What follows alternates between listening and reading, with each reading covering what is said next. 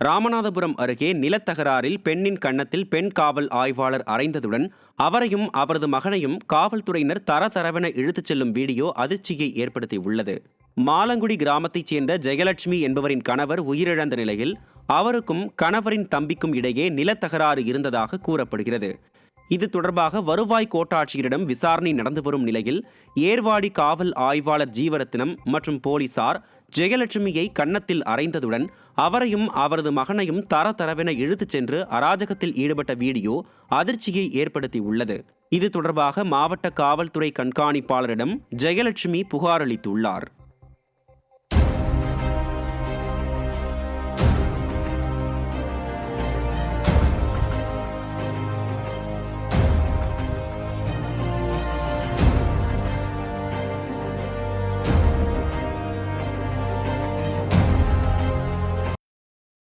Jeevarathina madam Ervadi inspector எங்கள் ஊருக்கு வர்றாங்க மாலங்குடிக்கு.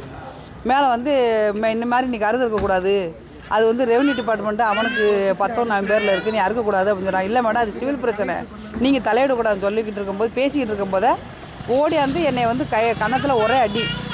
என்னை அடிக்கவுமே என் பையன் கேட்டால், ஏன் மேடம் அவங்க என்ன தப்பு பண்ணாங்க நீங்கள் அடிக்கிறீங்க? உடனே அவனை இருந்த போலீஸ்கார பூரா மொத்தமாக போய் ஒரே அடி பயலை இழுத்து கொண்டு கோயிலில் வச்சு அடித்து இழுத்து சட்டையெல்லாம் கிழிஞ்சு போய் சீப்பில் ஏற்றிட்டாங்க.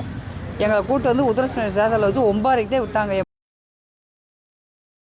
இந்தியா இலங்கை இடையே மீண்டும் பயணிகள் கப்பல் போக்குவரத்து தொடங்கியது. வடகிழக்கு பருவமழை காரணமாக தற்காலிகமாக நிறுத்தப்பட்ட சேவை மீண்டும் 83 பயணிகளுடன் நாகை துறைமுகத்தில் இருந்து மும்மதத்தினர் கொடியசைத்து துவக்கி வைத்தனர்.